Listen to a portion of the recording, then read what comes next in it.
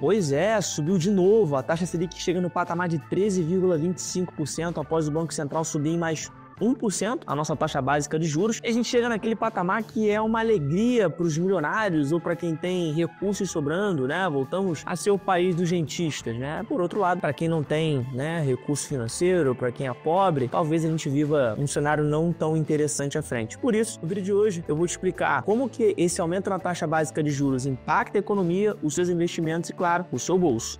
Bora pro vídeo. As expectativas de Selic para o final de 25 já estão em patamares de 15%. E quão grave essa situação? Por que está acontecendo? Como é que a Selic impacta o seu bolso? Calma. A gente tem que dar um passo atrás e entender por que o Banco Central está subindo os juros de uma forma tão agressiva. A gente pegar os dados de 2024 consolidados, a gente fechou com uma inflação de 4,86%, superando a meta definida pelo Conselho Monetário Nacional. E quando a gente abre esse componente de inflação, a gente vai ver que os índices que mais subiram nessa sexta do IPCA foi alimentação, vestuário e transporte, ou seja, impactando diretamente o mais pobre ou quem não tem tanta capacidade de se proteger assim da inflação, ou seja, os famosos gastos básicos, aquilo que é mínimo para garantir a qualidade de vida. Já o transporte também, nos últimos dias, recentemente, não só no Rio de Janeiro, mas em São Paulo, por exemplo, e algumas outras capitais, tiveram um aumento bastante expressivo e isso acaba impactando muito o orçamento das famílias no final do mês. Não é impressão sua de que realmente as coisas estão mais caras no supermercado ou na vida no cotidiano. Eu queria fazer um teste. Coloca aqui embaixo quanto que você gastava mais ou menos por mês no começo de 2024 e o quanto você gastava no final do ano, ali com a cesta básica, com a compra do mês, em dezembro de 2024. Deixa aqui embaixo. Quem me acompanha há mais tempo sabe por que a taxa Selic sobe, por que a taxa Selic desce, mas eu queria aprofundar um pouco mais. Basicamente, o Banco Central não vai olhar para as notícias recentes e vai, tá tudo muito ruim, tá tudo, né, todo mundo entrando em pânico, eu vou subir a taxa de juros. Não é assim que funciona. Nosso Banco Central trabalha com regime de metas, assim como vários outros países do mundo. Sim, a gente tem metas de inflação. E basicamente, né, ele olha para um prazo um pouco mais longo, já que a taxa de juros, quando ela é modificada hoje, ela tem um impacto que só vai chegar na economia daqui a 6 até 18 meses, ou seja, ela tem uma defasagem temporal. Do que o Banco Central faz agora, só vai ter impacto lá na frente. Por isso que ele olha as expectativas de inflação futura. Essas também estão desancoradas, né? A gente pode ter ali a inflação furando o teto da meta em 25 e também em 26. Então, por isso, o Banco Central está se antevendo para tentar convergir que essa inflação vá para a meta, que hoje é 3%. E aí fica muito claro, né? Se a inflação ela está acima da meta, o Banco Central sobe esses juros para poder puxar essa inflação para baixo, ou seja, para a meta. E quando a inflação está muito abaixo da meta, você desce os juros para fazer com que essa inflação volte para o patamar que é considerado saudável. Então, nesse momento, por exemplo, o nosso Banco Central está mirando lá em 2026 ou 2027, um prazo bastante longo, ele já está se antevendo e já existem projeções de que a gente fique, de fato, com a inflação acima da meta para esse ano e no ano que vem. Então, a gente consegue entender que esse aperto monetário bastante relevante, ele tem sentido, já que existe uma defasagem temporal entre o que o Banco Central faz e os impactos na economia e também porque a inflação está fora da meta. Então ele tem que subir esses juros, o movimento é subir e não cair. A taxa Selic vai conversar também com o cenário internacional, já que ao longo dos últimos anos os bancos centrais dos países desenvolvidos mantiveram suas taxas de juros bastante elevadas, né? O Federal Reserve nos Estados Unidos, o famoso Fed, ou o Banco Central Europeu, o BCE, mantiveram suas taxas de juros mais altas em comparação à sua média histórica, muito por conta de dois grandes fatores. Primeiro foi a pandemia, que quebrou ali as cadeias globais e você teve falta, né, de suprimentos e, por consequência, os produtos mais escassos demandaram, né, obviamente pressionaram os preços para cima e 2 anos depois, em 2022, bem no comecinho, a gente teve ali a guerra entre Rússia e Ucrânia no leste europeu, que pressionou ainda mais os produtos agrícolas e também as suas matérias-primas, né, as commodities como um todo. Ou seja, esses dois fenômenos fizeram que os preços estruturalmente no mundo ficassem mais elevados. Isso fez com que os bancos centrais mais desenvolvidos mantivessem suas taxas de juros também maiores para poder puxar essa inflação para baixo. E se o Banco Central brasileiro não tivesse acompanhado esse movimento, a nossa moeda teria se desvalorizado ainda mais, porque todo mundo iria correr para países que remuneram mais, que pagam mais juros. Com isso, o nosso real desvalorizado, os produtos importados iam ficar ainda mais caros e a gente veria ali uma inflação muito mais elevada, já que o seu telefone importado ia ficar mais caro, o pãozinho que você come de manhã ou simplesmente o cafezinho que você toma ali depois do almoço. Mas o quão grave é essa situação? Eu puxei um indicador chamado ICC, que é o Índice do Custo de Crédito, e a Selic e o ICC, eles medem coisas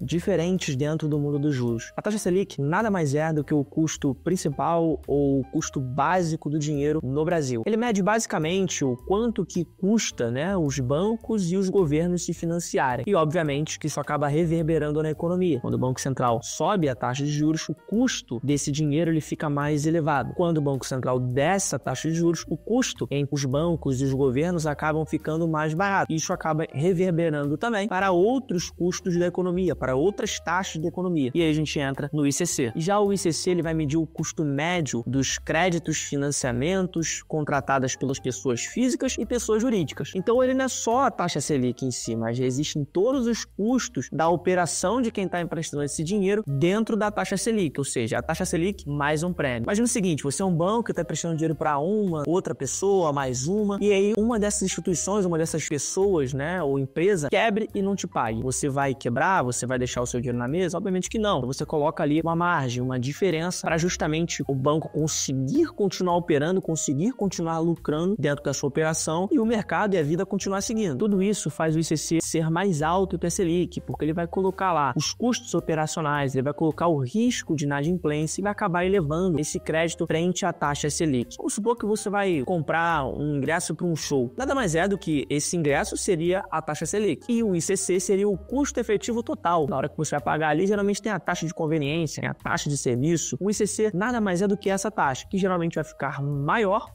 do que o custo ali do ingresso. Por exemplo, se a taxa Selic hoje está em 15%, o ICC está ali na média de 19%.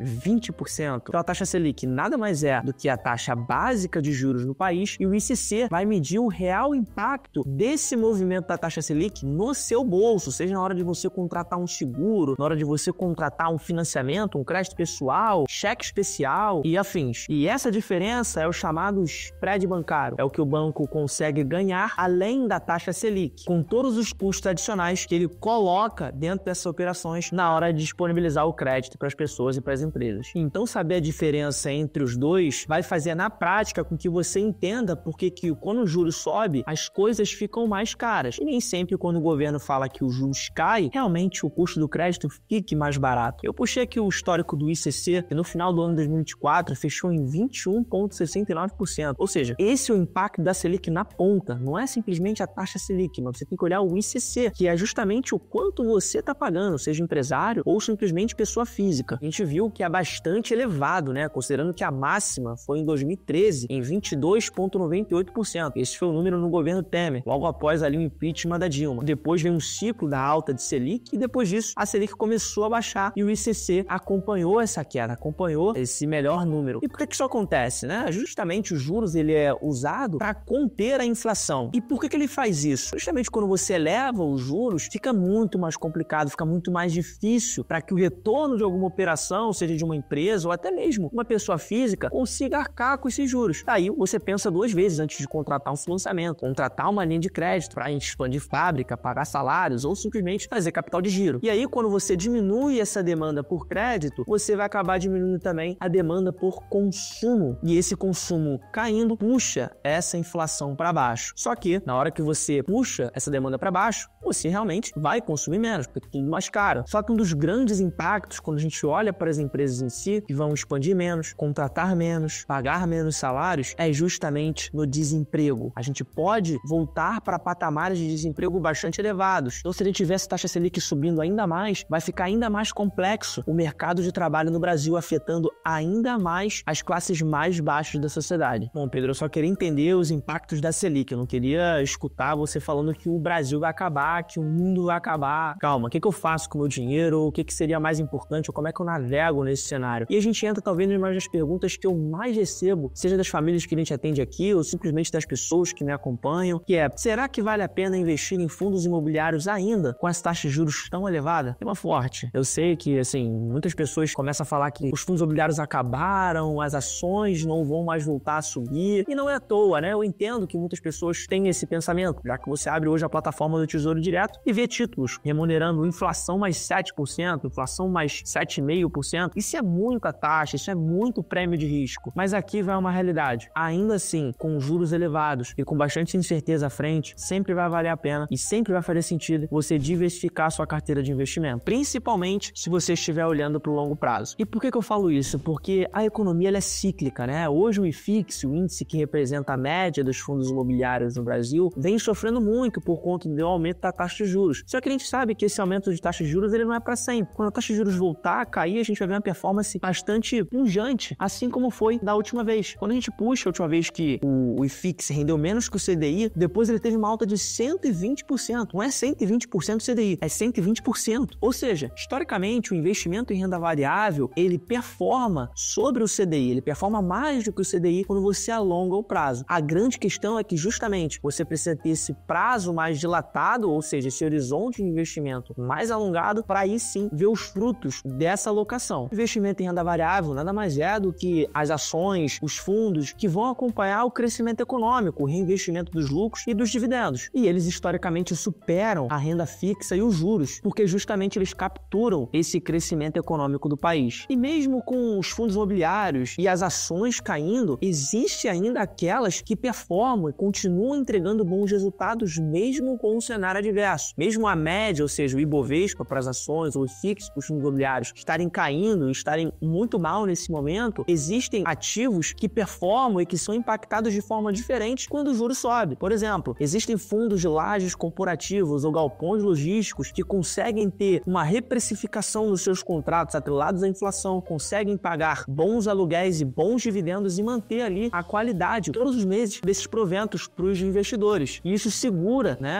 ainda ali a atenção ou a preferência por esses ativos. Ou seja, se você comprou um ativo e esse ativo continua te remunerando da mesma forma que outrora, ou seja, ele mantém os seus fundamentos, mantém a qualidade de performance e de gestão, nesse cenário, nas três alternativas, seja comprar mais, manter ou vender, né, diminuir essa posição, a última seria vender, porque justamente você comprou lá atrás por algum tipo de fundamento, espero eu. E se esses fundamentos se mantiveram, seja os contratos, seja os inquilinos, seja os aluguéis pagos e, consequentemente, os dividendos pagos na sua conta todos os meses, vale a pena você manter essa exposição e não vendê-los nesse momento. E o que eu costumo conversar com as famílias que eu atendo aqui sobre alocação em renda variável é que esse ano, esse momento de juros mais elevados e de momento mais incerto, é um momento de plantio e não de colheita. E justamente ser investidor é de fato ter uma cabeça mais anticíclica. É comprar quando ninguém mais quer e, obviamente, quando a gente tiver uma explosão de patrimônio, você realocar novamente o portfólio, talvez reduzindo ali um pouco mais a exposição em ativos de renda variável. E sabemos que colher exige paciência, estudo